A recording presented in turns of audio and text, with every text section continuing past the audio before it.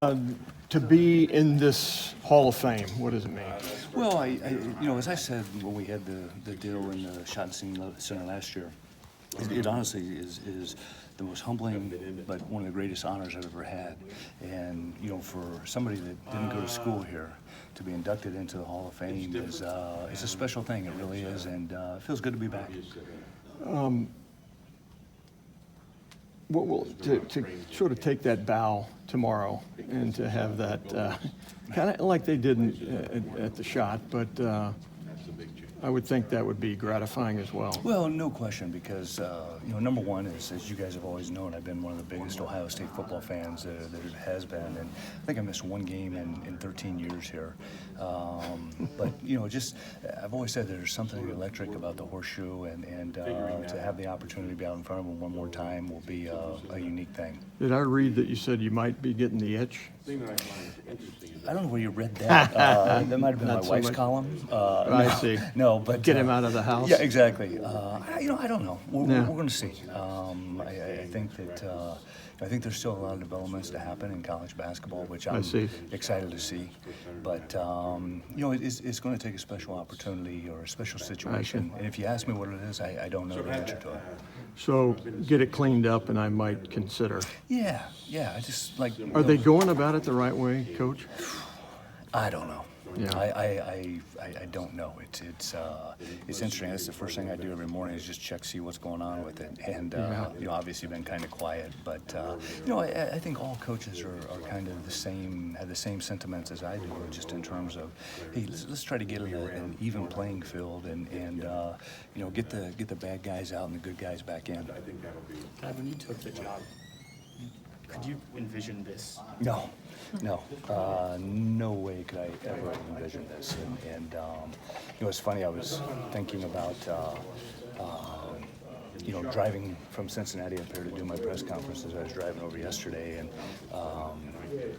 just the thoughts were going through my head a little bit like now. And the fact that here we are 15, 16 years later, whatever, and this is happening, it shows you it was a special run that we had here. What, if anything, what stands out? I know you've been asked that plenty of times. Yeah, I think there's so many moments. There's so many.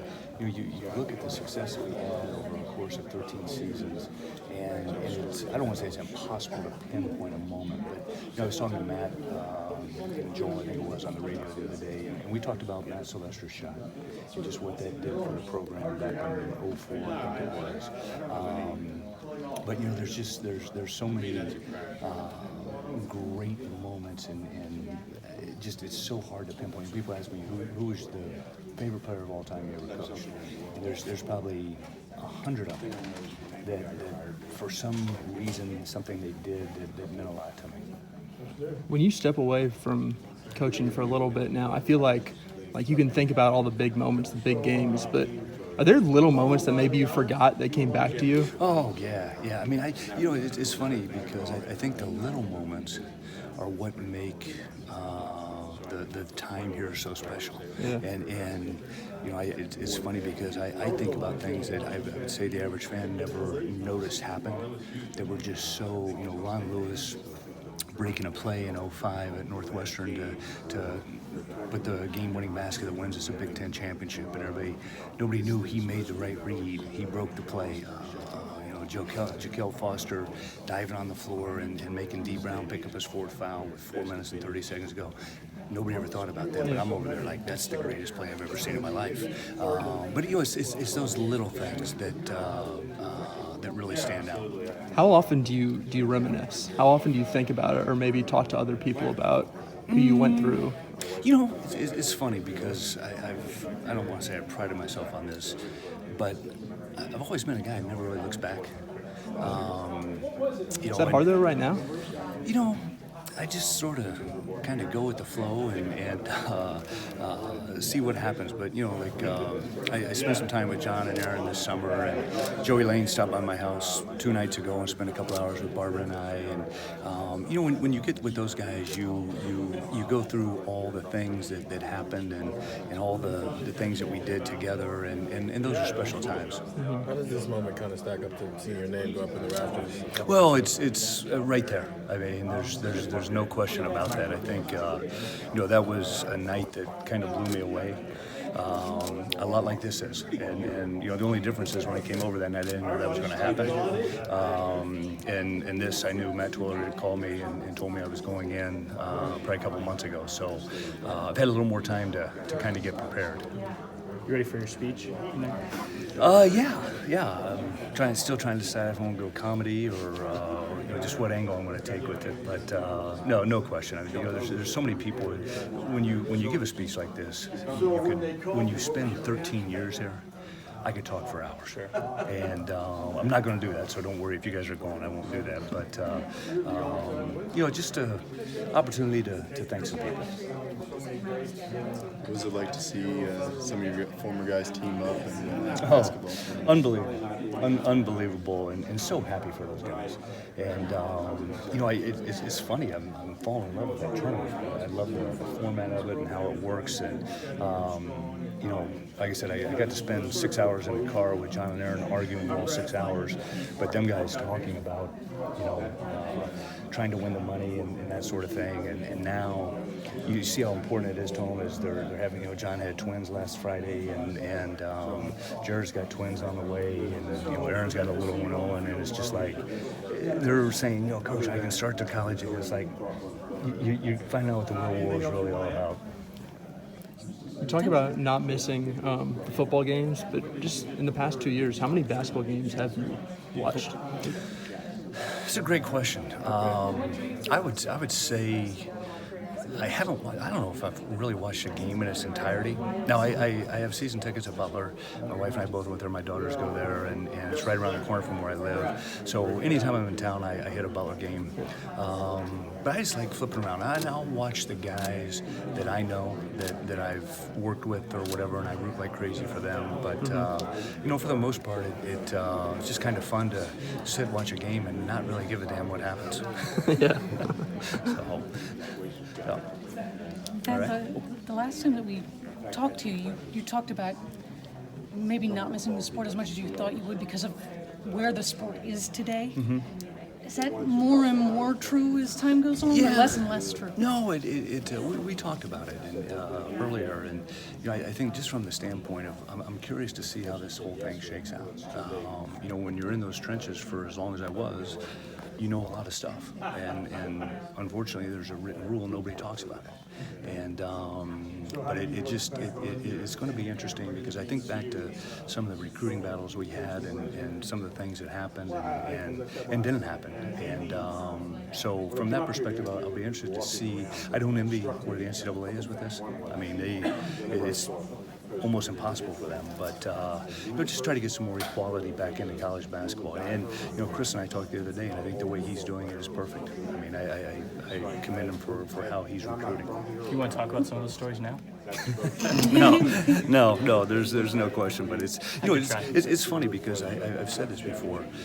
The greatest thing, and maybe the worst thing that ever happened in my time at Ohio State, was getting Greg and Michael. Because everybody here thought we should get them every year. But the landscape changed. And I couldn't go to the press conference and say, hey, this is where it is, and but I wouldn't trade those two for anything. When you say the landscape changed, what do you mean exactly? Well, I think all the things that you're seeing now has escalated. And so... But I'd probably be careful what I'm saying. But no, not really. I don't give a damn. It is funny though when you say that, because you say that like it's the unwritten rule that you don't talk about it, and even when you're here, you say that stuff. How much have you thought about that? And I know you said that When's you your look book coming out? Oh, I know. I always had, when I was coaching, 2 titles for the book. One was, do you really want to know? And the other one was, you're right, it's my fault your son missed the jump shot. So, I think from that standpoint, every coach in the country would pick up the book about the son missing the jump shot. So, What's your stress? How much is your stress level down? Would you say, if you could put a percentage on it compared to when you're in the Vet Center, if that's even possible? yeah. Oh God, 90%. I mean, quite honestly, it's funny. I 2 weeks ago became an empty nester, and so I think from that standpoint, we can travel more. We can do the things that Barbara and I have always wanted to do, and but no, the stress of it was nonstop, and I've said this as a coach, a successful coach, you got to be in a bad mood all the time. I mean, something you always have to find what's wrong so you can fix it, and that's just how it is. I mean, it is what it is, and day after day after day after day, it takes its toll on you a little bit. But it's the stress is definitely eased off. What's the most stressful thing you do right now? Right now, I'm trying to train these 2 idiot dogs I have, and stop them from digging to China every day in my backyard. And one of them is a paranoid retriever. He brings everything back because he's so dumb he can't remember what I threw.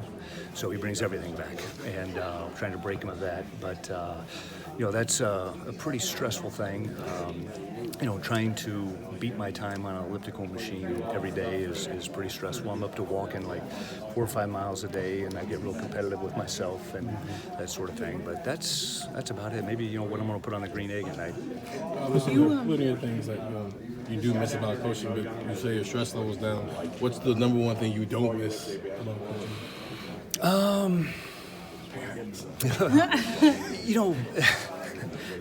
I gotta be careful in case I go back into coaching. I tell you what I miss the most is just the camaraderie of a group of guys, a good group of guys, and bringing a group together and getting them to play the right way. I don't miss the misperception of fans, of parents in recruiting. I still used to laugh when a parent would walk in and say, my son's a pro. And I'm like, no, he's not. Pros' arms are longer than everybody else's. Their fingers are longer. They're shaped different. They think different. And but nobody wants to hear that. And at times I was probably too truthful. Jim, Thad, you and Jim kind of went out. Is every time you come back get a little easier? Is there some closure? Forgiveness is too strong a word, but where are you? I am perfectly fine. And the thing that I'm most excited about is the program is doing well. And I think I know this for a fact. We left this program a lot better than we found it. And I think with that said, it's funny because I remember Lou Holtz once told me, he says, never stay more than 7 years in a place. Because he said the longer you stay, the more you fall in love with it, but the more they fall in love with you. And if you remember in year 8, we started 24-0. And I still remember walking off the floor, and people are like, Coach, you only won by 12. And I'm like, he was right. He was right. It's turning on me. And but we still had great times after that. There's no question about that. But no, it's hey, I'm a Buckeye and love this place and always will. That you accomplished so much here. What's the thing that you're proudest of? Like the thing that you want them to mention first when they introduce you as a Hall of Famer? Without a doubt, we did it the right way.